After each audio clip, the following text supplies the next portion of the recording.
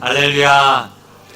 우리 옆에 좌우에 계신 분들에게 아무것도 염려하지 맙시다. 한번 인사할까요? 아무것도 염려하지 마십시오. 아무것도 염려하지 마십시오. 우리 하나님의 은혜가 더 크기 때문에 아무것도 염려할 거 없는 줄로 믿습니다. 우리의 죄악을 덮으시고 우리의 상처를 덮으시고 우리의 모든 문제를 덮으시는 하나님의 은혜가 더 크기 때문인 줄로 믿습니다. 저는 휴가 첫날 코로나에 걸려서요. 휴가가 아니라 병가였습니다. 약간의 잔기침이 남아있어요. 제가 기침을 조금 하더라도 애교로 봐주시고 낫고 있는 중인가 보다 이렇게 생각하시면 될 것 같습니다. 저희 일암교회의 뜻이 무엇입니까? 일산에 있는 암자가 반석암자 아닙니까? 일산에 있는 그런 반석교회, 이런 뜻을 우리 일암교회가 갖고 있지 않습니까? 또 뭐 유일한 반석, 예수 그리스도 반석 위에 세운 집과 교회, 오늘 제목이 바로 그 말씀이죠. 제가 교패를 하나 지금 디자인하고 있습니다. 저 교패인데요, 파란색 그게 반석입니다. 반석 위에 하트 모양의 여러분들의 가정이 있는데요, 영어로 보면 하우스 온 더 락 이렇게 되어 있죠. 락은 또 대문자로 되어 있죠. 반석 대신 우리 예수 그리스도를 상징합니다. 여러분들의 가정이 반석 위에 세워진 가정이고 그 위에 우리 교회가 세워져서 복음 위에 세워진 교회, 정말 이 말씀 위에 든든히 세워져가는 여러분들의 가정과 우리의 복된 교회가 되기를 주님의 이름으로 축복합니다. 이렇게 교패를 하나 새롭게 제작을 해서 여러분들 2학기 때 이제 9월 달부터는 각 가정들마다 이렇게 문고리에 가서 이렇게 교패와 자그마한 선물을 하나씩 걸어놓고 여러분들의 담당 교구 목사님들이 그 가정을 위해서 간절히 기도하고 또 교패를 바꿔서 붙여드리고 그렇게 오는 시간들을 좀 가질까 해서 지금 계속해서 저 교패를 디자인하고 지금도 완성된 거 아니에요. 만들어서 그렇게 여러분들 가정 가운데 이렇게 반석 위에 세운 가정과 교회라는 사실을 늘 기억하며 사셨으면 좋겠습니다. 이 반석 위에 세운 집, 또 모래 위에 세운 집, 이 두 가지 이 집의 비유를 담고 있는 말씀이 마태복음 7장에 나오고요, 오늘 우리가 읽었던 누가복음 6장에 나옵니다. 마태복음 5장부터 7장까지는 산상수훈이라고 해요. 산상수훈. 예수님의 산상보훈의 말씀을 쭉 말씀하시고 그 모든 산상수훈의 마지막 종결의 말씀이, 결론의 말씀이 바로 이 두 집 비유로 마무리가 되어지는 거예요. 그러니까 산상수훈의 핵심이 바로 예수님께서 전달하고자 하는 핵심이 바로 이 말씀이다라고 하는 사실이죠. 평지설교도 마찬가지입니다. 누가복음 6장이 예수님의 평지설교인데 그 설교의 마지막도 바로 이 두 집 비유로 끝을 맺는다라고 하는 사실이에요.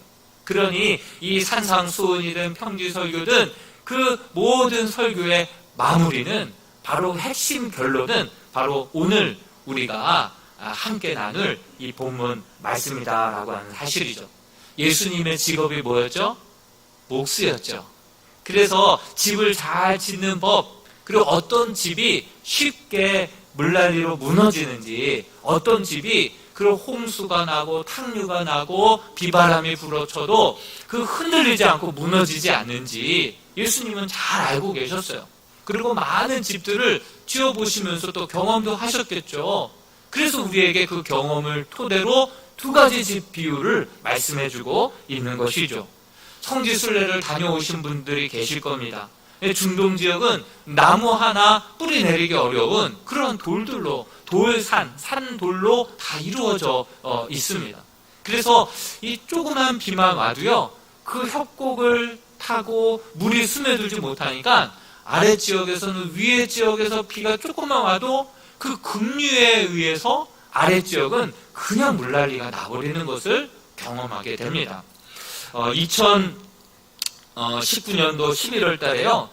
요르단 페트라, 저희가 바로 페트라인데요. 이 페트라 지역에 홍수가 발생해요. 중동 지역 비도 잘 안 오는데 무슨 홍수나 싶었는데 그 윗지역에서 비만 조금만 오면 급류를 타고 물이 흡수가 안 되니까 밑에는 탕류가 저렇게 확 몰아쳐서 그냥 집도 차도 싹 잠기게 된다라고 하는 사실이에요. 이 반석 위에 세운 집과 모래 위에 세운 집이 똑같은 집 모양이지만 그렇지만 반석 위에 높은 곳에 잘 세워진 집은 이렇게 비가 오고 탕류가 몰아쳐도 흔들리지 않고, 그렇지만 밑에 지역에 비가 안 오고 흙들이 또 내려와서 비가 오랫동안 안 오고 딱 굳어지다 보니까 그 흙이 제법 그래도 두껍잖아요. 단단하잖아요. 그 위에다가 집을 짓는 거예요. 그러니까 재료를 저기 산 등성 높은 곳까지 끌고 올라갈 필요도 없죠. 인건비도 적게 들죠. 재료비도 적게 들죠. 그러다 보니까 낮은 곳에다가 집을 지으면 쉬운 거예요. 빨리 지을 수 있는 거예요. 그렇지만 이렇게 비가 오고 탕류가 몰아치면 금방 무너져 버리는 거예요. 높은 지역은 다 운반해야 되죠. 반석 위에다가 집을 뚫어서 만들어야 되니까 오래 걸리죠. 비용도 많이 들죠. 힘도 많이 들죠. 그렇지만 안전한 것이죠. 여러분, 반석 위에 세운 집과 모래 위에 세운 집이 겉으로 보기에는 똑같습니다. 그러나 비가 오고 탕류가 몰아치면 어느 순간 차이가 나게 되는 것이죠. 신앙도 마찬가지입니다. 여러분들은 어디 위에 기초한 신앙의 집을 짓고 있습니까? 우리는 모두 다 집을 짓는 자들인데 여러분들의 신앙은 어디 위에다가 지금 기초해서 집을 짓고 있습니까?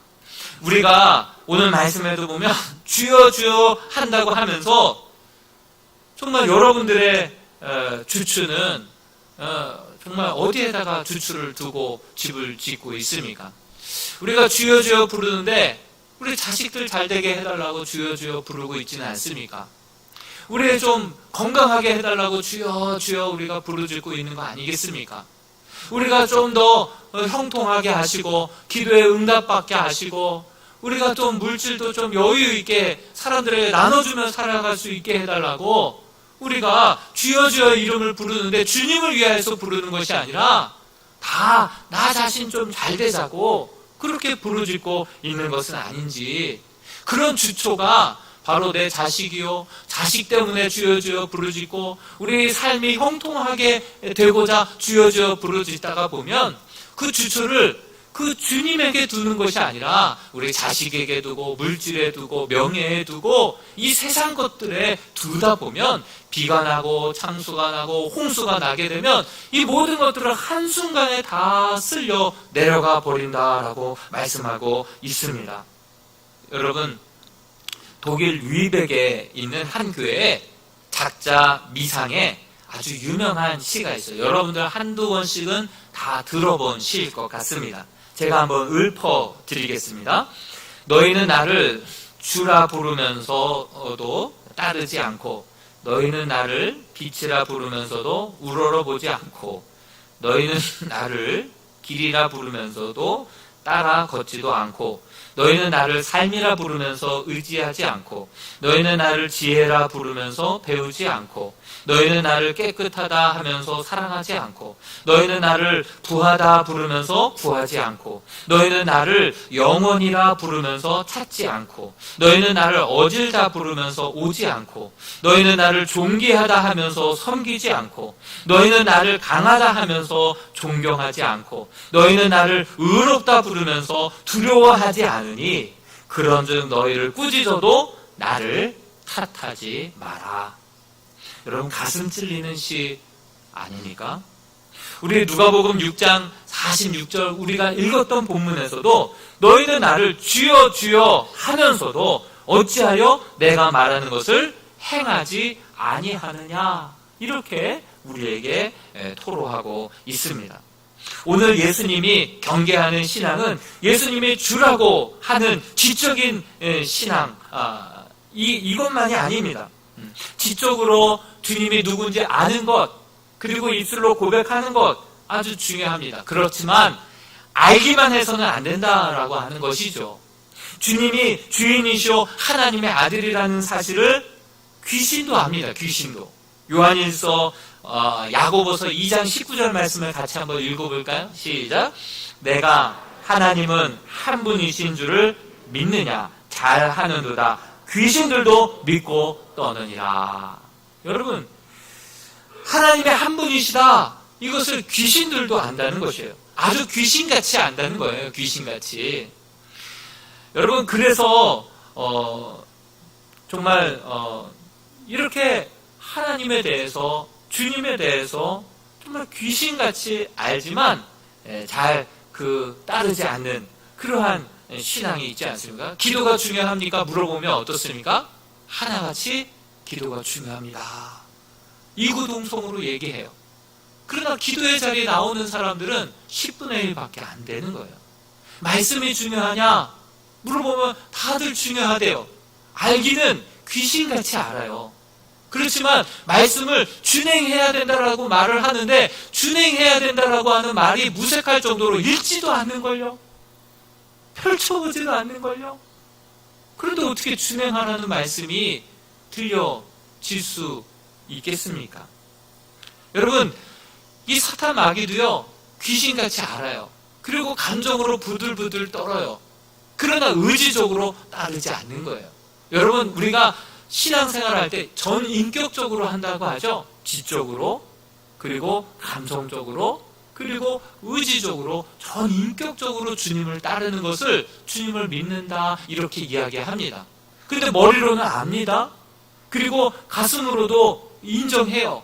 구원의 확신이 있고 세상이 줄 수 없는 평안이 있어요. 감정적으로도 그 해방감, 자유함, 구원의 평안함, 기쁨 있어요. 그런데 행하지 않는 거예요.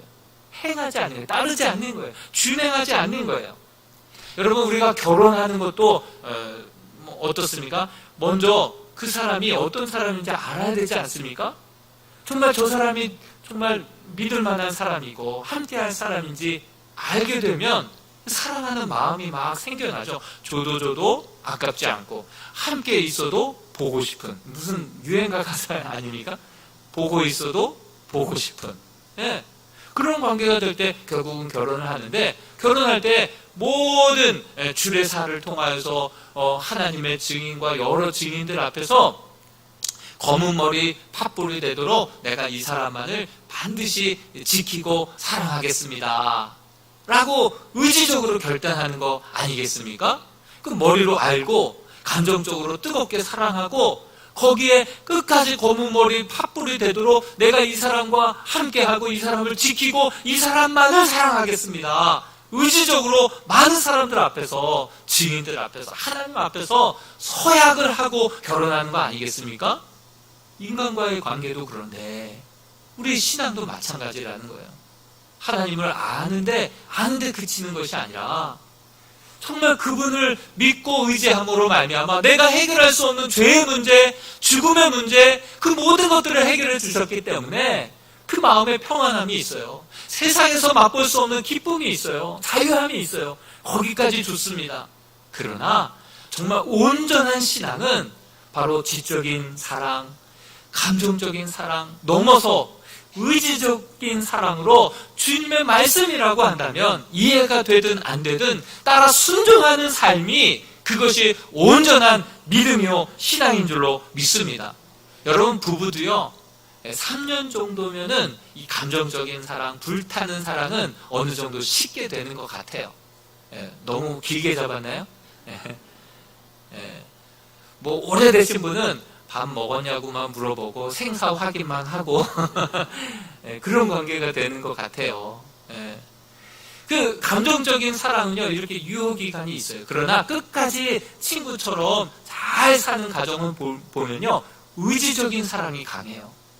책임을 다해주고 끝까지 지켜주고 더 좋은 남편이 되어주고 더 좋은 아빠가 되어주고 더 좋은 아내가, 더 좋은 엄마가 되어주는 그 의지적인 약속을 잘 지키는 사람이 아주 검은 머리 팥불이 되도록 끝까지 아주 해로하더라고요. 여러분, 저는 그래서 저 딸을 누군가에게 이제 또 보내야 될 때가 올 텐데 약속을 잘 지키는 사람을 그렇게 저는 주고 싶어요. 약속을 잘 지키는 의지적인 사람. 의지적으로 한번 약속하면 그 약속을 끝까지 잘 지키는 사람이요, 롱런하는 거 아시죠? 끝까지 가정을 책임지는 거 아시죠? 의지적인 사랑이 이렇게 중요한 거예요. 산상보훈에 있어서 제일 마지막 그 많은 말씀을 들었어요. 다 들었어요. 다 이제 알아요. 그런데 차이는 어디에 있습니까? 반석 위에 지은 집, 모래 위에 지은 집, 차이는 무엇입니까? 들었던 말씀대로 행하는 자는 반석 위에 지은 집과 같고, 그렇지 않은 자는 모래 위에 지은 집과 같다라고 우리에게 말씀하고 있는 거 아니겠습니까? 듣는 데 그치지 말고 행하는 데까지 가는 지혜로운 주의 성도들 다 될 수 있기를 주님의 이름으로 축복합니다. 말씀이 반석일 수 있지만 말씀만이 반석은 아니에요. 말씀을 우리가 정말 가지고 내 삶으로 지켜 나아갈 때 그 말씀이 우리의 삶에 복이 되고 약이 되고 피가 되고 살이 되는 줄로 믿습니다. 그 말씀이 성육신화, 체득화되고 내 삶에 실천되어질 때에 비로소 그 말씀이 살아서 내 삶에 진정한 복이 되는 줄로 믿습니다. 반석 위에 집을 세운 신앙은 어떤 신앙입니까? 주초를 예수 그리스도에게 둔 사람이라고 성경은 말하고 있습니다. 그 반석을 무엇이라고 성경은 말하고 있습니까? 고린도전서 10장 4절 말씀을 같이 한번 읽어보겠습니다. 시작. 다 같은 신령한 음료를 마셨으니 이는 그들을 따르는 신령한 반석으로부터 마셨음에 그 반석은 곧 그리스도시라. 예수 외에는 다른 터가 없음이라. 예, 그렇습니다. 또 우리 고린도전서 3장 11절에서 13절 말씀도 같이 한번 읽어보겠습니다. 시작. 이 닦아둔 것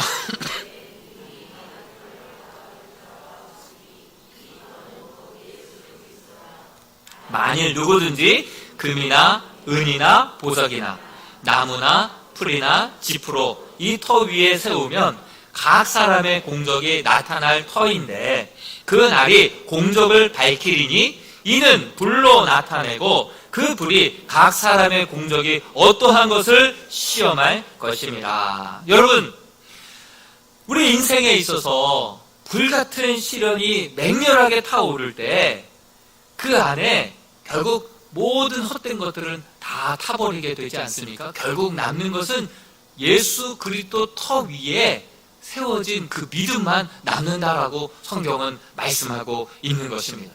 여러분, 이렇게 옥석이 언제 갈려집니까? 물이 나고 탕류가 나고 홍수가 나고 불이 났을 때 인생에 생각지도 못했던 이런 고난들이 찾아올 때 우리의 믿음이 정말 예수 그리스도라고 하는 흔들리지 않는 반석 위에 세워진 믿음인지 아닌지가 바로 그 고난을 당할 때 옥석이 갈려진다라고 하는 사실이에요. 어떤 분은요, 그런 고난이 갑자기 닥쳐왔을 때 정말 흔들림 없이 그 믿음의 변함 없이 정말 더 하나님 앞에 기도하고 맡기고 흔들림 없이 예배하는 그러한 성도를 보게 됩니다. 그런데 이런 큰 시련이 예상치 못하게 닥쳐왔을 때 그냥 뿌리채 흔들려버리고 낙심하고 절망하고 기도의 자리에도 예배의 자리에도 보이지 않는 성도들이 있다라고 하는 사실이에요. 여러분, 우리의 신앙의 근거를 재물에 두고 물질에 두고 명예에 두고 우리 자녀에게 두고 그 단지 주님을 주여 이 모든 것들을 지켜달라고 우리 주초를 다 다른 그 헛된 것들에 두었을 때, 썩어질 것들에 두었을 때 결국 비가 나고 장수가 나고 바람이 불 때 이 모든 것들은 한순간에 같이 우리와 함께 다 쓸려 내려갈 수밖에 없다라고 하는 사실을 잊지 마시기 바랍니다. 오늘 이 자리에 앉아서 오늘 저의 말씀을 통하여서 다 들었습니다. 산상보훈을 통하여서 평지설교를 통하여서 다 들었습니다. 여기까지는 다 똑같습니다. 근데 여기서부터 차이가 나는 거예요. 이제 주초를 반석 위에 둔 사람들은 이 말씀을 듣고 아는 것으로 끝나는 것이 아니라 그 말씀을 지켜 행하는 자리까지 어떻게 해서든지 나아가는 그러한 성도가 바로 주초를 반석 위에 세워둔 그러한 성도인 줄로 믿습니다. 우리 야고보서 1장 22절 말씀 한번 같이 읽어볼까요? 야고보서 1장 22절 시작. 너희는 말씀을 행하는 자가 되고 듣기만 하여 자신을 속이는 자가 되지 말라. 말씀을 듣고만 행하지 않으면 나 자신도 속이고 하나님도 속이는 거예요. 그러나 그 말씀을 듣고 행하는 자가 되어서 자신을 속이는 자가 되지 말라고 우리 주님은 말씀하고 있습니다. 앞에서도 주여 주여 하면서도 어찌하여 내가 말하는 것을 행하지 아니하느냐라고 말씀하셨죠. 믿음은 들음에서 생기지만 그 믿음의 완성은 행함으로 인하여서 완성이 되는 줄로 믿습니다. 듣기만 하고 깨닫기만 하고 행하지 않는다고 한다면 그 주추를 모래 위에 세운 집과 같다라고 성경은 누누이 말씀하고 있습니다. 말씀을 들을 때 교통정리하는 거예요. 교통경찰이 돼서 이거는 이장로님 말씀, 이거는 목회자들이나 순종할 수 있는 말씀, 이거는 상위 1% 선교사들에게 주신 말씀, 저희가 다 교통정리를 하는 거예요. 예. 이거는 나에게 주신 말씀이 아니라고 편식을 하는 거예요. 여러분, 이 모든 말씀은 우리 모두에게 주신 하나님의 말씀인 줄로 믿습니다. 그로 인하여서 우리가 모래 위에다가 집을 대충 쉽게 지을 것이 아니라 이 하나님의 말씀이라고 한다면, 진리의 말씀이라고 한다면, 오늘 나에게 주신 영의 양식이요 생명의 양식이라고 한다면 이해가 되든 안 되든 뼈를 깎는 그런 수고와 그 고통 가운데 손해보고 희생을 한다 할지라도 그 말씀을 한번 순종해 보는 거예요. 깊은 곳으로 한번 그물을 던져보는 거예요. 그럴 때만이 정말 만선의 기쁨도 만끽하고 돌아오게 되는 그러한 체험과 놀라운 풍성한 은혜를 경험하게 될 줄로 믿습니다. 여러분, 말씀대로 준행하는 삶 솔직히 얘기하면 어렵죠. 힘이 듭니다. 네. 정말 손해보는 거 맞고요. 네, 희생하는 거 맞습니다. 네. 고통이 따릅니다. 우리 지난 심야 기도회 때 잠깐 나눴던 말씀인데요. 창세기 7장 5절 말씀 같이 한번 읽어볼까요? 노아는 이렇게 여호와의 말씀을 다 준행했다고 합니다. 시작. 노아가 여호와께서 자기에게 명하신 대로 다 준행하였더라. 어떤 말씀을 준행하셨을까요? 창세기 6장 14절에서 15절 말씀에 하나님께서 이 노아의 방주 설계도를 주셨는데 주신 설계도 그대로 다 준행했다는 거예요. 설계도 말씀을 읽어보면 너는 고페르 나무로 너를 위하여 방주를 만들되 그 안에 칸들을 막고 역청을 그 안팎에 칠하라. 내가 만들 방주는 이러하니 그 길이는 300규빗, 너비는 50규빗, 높이는 30규빗이라. 이렇게 설계도를 줬더니 하나님께서 주신 설계도 말씀 그대로 120년 동안 그대로 다 준행하였다라고 말씀하고 있어요. 여러분, 이 규빗은요, 이 손 여기 마디에서 손끝까지 한 50cm 정도 되거든요. 그러면은 300규빗이면 엄밀히 따지면 한 115m 정도 된다고 해요. 그리고 폭은 그러니까 축구장보다도 더 긴 거죠. 노아의 방주가 그렇게 길었어요. 그리고 폭은요 한 25m 정도, 26m 정도.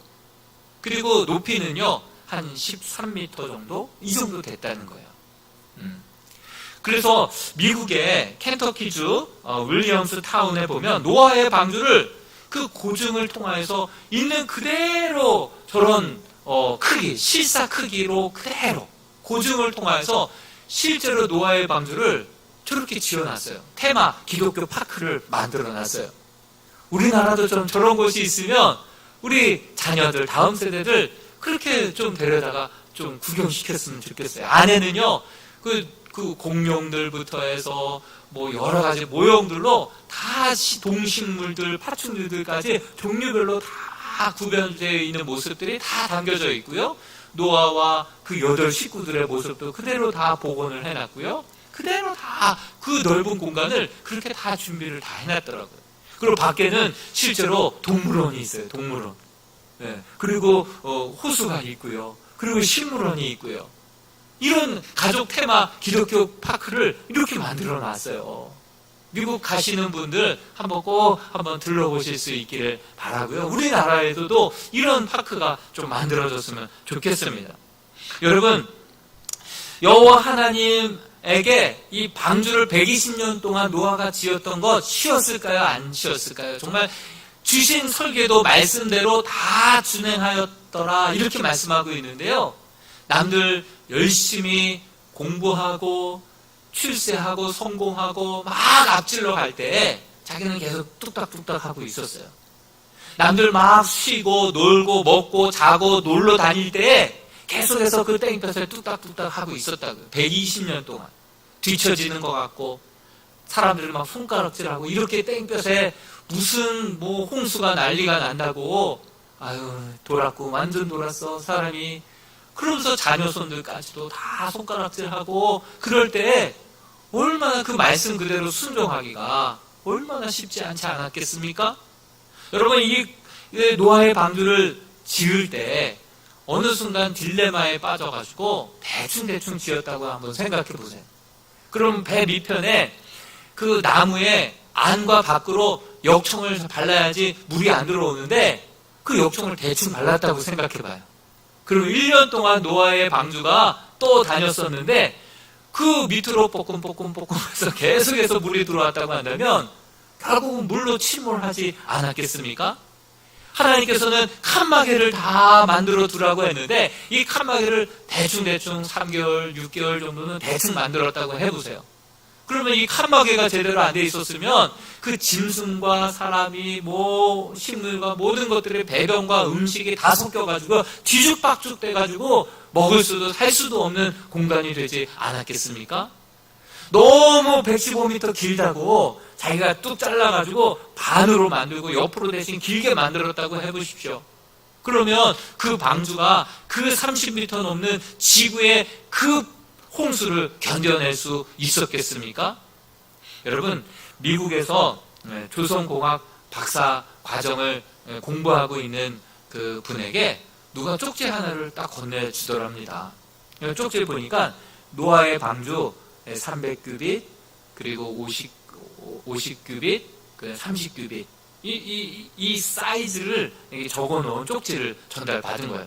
네가 조선공학 박사라고 하니까 요게 노아의 방주 사이즈인데 이거 가지고 한번 잘 계산을 한번 해보라고. 그리고 그분이 계산을 했더니만 지구상의 가장 높은 파도가 역사상 기록에 30m 정도 되는데 30m 파고까지도 견딜 수 있는 수치라는 것을 계산 결과 나온 거예요. 여러분 100m 이상 되는 배를 만들기 시작한 지가 1800 몇 년도 안 돼요. 그런데 4000년 전에 하나님께서 만들어주신 이 설계도가 이 30m 파고를 견뎌낼 수 있는 그런 완벽한 수치에 배웠다라고 하는데 여러분들은 별로 놀라지도 않네요. 우리나라가 조선공학 업계에 2위 하는 나라 아닙니까? 큰 배들을 뚝딱뚝딱 만들어내는 나라잖아요. 그러다 보니까 선박해양연구센터가 우리나라에 있어요. 이 센터에 1992년도에 이 노아의 방주의 모형을 만들어서 실제 실험을 했다라고 합니다. 그런데 이 사이즈로만 실험한 것이 아니라 이거보다 부피는 똑같지만 또 짧게, 넓게, 높게 이 부피는 똑같지만 수치는 똑같지만 여러 가지 모양으로 만들어서 12가지 모양을 실제로 실험을 했다는 거예요. 근데 우리나라에 닥쳐오는 파도들은 5m, 길어봤자 10m 이 정도인데 연구 결과에 의하면 30m 파도까지 견딜 수 있는 수치다라고 하는 결론이 나왔고요. 다른 변형된 모형들은 다 복원이 안 됐지만 이 노아의 방주 이 수치만큼은 가장 복원성이 완벽하게 그 모든 파고들을 잘 이겨내는 그러한 수치에 배웠다라고 연구 결과가 나와서 그 해에 KBS 뉴스에도 나왔대요. 한국일보에도 나왔어요. 그리고 국민일보에도 나와서 제가 금요일 날에는 그 국민일보 기사를 심야기도에 나온 성도들에게 다 읽어 주었습니다. 여러분 하나님께 이 노아의 방주가 필요했을까요? 노아의 방주는 결국 누구에게 구원이 되었습니까? 노아와 노아의 가족들에게 오롯이 구원이 되었습니다. 여러분, 우리가 하나님의 말씀대로 이해가 되지 않고 소화가 되지 않아서 준행하고 싶지 않을 때도 있지만, 그럼에도 불구하고 그대로 다 준행하게 되면 결국 누구의 구원이 되고 누구에게 복이 되겠습니까? 다 나에게 복이 되고 나에게 구원이 되는 줄로 믿습니다. 성경 말씀대로 순종하는 것, 그것은 어떻게 보면 손해보는 것 같지만, 정직하게 행했던 그 이스라엘 사람들이 오히려 전 세계 경제 공황일 때에 돈이 없으니까 믿고 맡길 만한 곳에다가 맡기자. 그래서 믿고 맡길 만한 그러한 신뢰가 될 만한 곳에다가 모든 계약이 수주가 한쪽에 몰려서 오히려 어렵고 힘들 때 정직하게 늘 평상시에 손해보고 끝까지 정직하게 그 기업의 정신을 지켜왔던 기업에다가 그 모든 계약이 수주가 한꺼번에 다 몰렸다라고 하지 않습니까? 여러분, 믿음대로 사는 것, 하나님의 말씀대로 사는 것, 당장은 손해보는 것 같지만 위기가 찾아오고 어려움이 찾아올 때 오히려 빛을 발하고 그 말씀대로 순종할 때 그 모든 것들이 우리에게 복이 되고 구원이 되고 우리의 가정과 자녀들에게 유익이 되는 줄로 믿습니다. 이것은 하나님을 위해서 주신 말씀이 아니라 저와 여러분들을 위하여서 거룩하게 살라고, 진실되게 살라고, 그것이 이 세상을 이기는 방법이라고 우리에게 주신 하나님의 말씀인 줄로 믿습니다. 여러분, 이런 해양 박사들이요, 이 연구 결과를 보고요 깜짝 놀랐어요. 성경이 신화인 줄만 알았는데, 이게 비이성적인 줄 알았는데 이것은 초이성적이고 초과학적인 것이었구나 라는 사실을 깨닫게 되면서 하나님의 말씀을 있는 그대로 이제 받아들이기 시작하고 그것을 그대로 준행하게 되었다라고 그런 이야기를 들었습니다. 이제 여러분, 말씀을 마칠까 합니다. 우리나라도요, 지난 한 주간 어땠습니까? 115년 만에 밀어닥친 그러한 홍수가 있지 않았습니까? 단 이틀, 그냥 시간당 140mm 이상 왔더니만 그렇게 잠겼습니다. 여러분, 40주야 비를 내려서 온 땅이 잠겼고, 땅에서 물을 이렇게 샘이 솟고 하늘에서 궁창이 내리고 이런 식으로 전체 홍수가 왔다라고 성경은 말하는데, 이제 앞으로 우리의 삶이 어떻습니까? 앞으로 1도만 올라가도요 수증기가 13% 더 많이 올라가서 비가 왔다 하면 집중호우고 폭우고 예상치 못한 결과들이 나온다고 합니다. 그리고 1도 올라갈 때마다 그 빙하가 다 녹아서 고대의 그 맘모스를 비롯해서 여러 가지 고대의 짐승들, 바이러스들이 다 녹아서 흘러내린다고 해요. 그러니 코로나보다도 더 센 것들, 백신도 없고 치료제도 없는 그러한 코로나 바이러스보다도 훨씬 더 센 그런 바이러스들이 계속해서 지금 세상으로 나오고 있습니다. 자연이 파괴되어서 동식물들을 통하여서 바이러스들이 계속해서 사람들에게 그렇게 위협을 가하고 있습니다. 물의 녹아짐으로 말미암아 해수면이 지면 그 바다에서 얼마 높지 않은 그런 섬 같은 나라들은 벌써부터 잠겨가고 있어서 기후 난민들이 지금 발생하고 있습니다. 비가 왔다 하면 정말 우리가 상상을 우리가 초월하는 그러한 재해로, 한쪽에서는 홍수가 나는데 한쪽에서는 가뭄으로 코끼리 몇백 마리가 그 가뭄에 결국 죽고 많은 그러한 지금 세상이 지금 기이한 일들이 일어나면서 사람들이 2050년, 2000 몇십 년 되면 오히려 인류가 지구의 멸망을 초래할 것이다 라고까지 이야기들을 하고 있습니다. 여러분, 우리는 이럴 때에 정말 하나님께서 우리에게 바라시는 것이 무엇이겠습니까? 노아와 같이 하나님의 말씀을 이해가 되든 안 되든 그대로 준행하면서 예수 그리스도 그 반석 위에 우리의 믿음의 기초를 세우고 하나님의 말씀을 읽고 묵상할 뿐만이 아니라 그것을 힘써 지켜 행할 때 우리의 삶이 구원의 방주가 되고 우리의 삶을 통해서 우리의 가정과 우리의 이웃들을 구원하는 놀라운 구원의 도구가 될 줄로 믿습니다. 그러한 은혜가 우리 이랑교회와 속한 가정 가운데 있게 되기를 주님의 이름으로 축복합니다.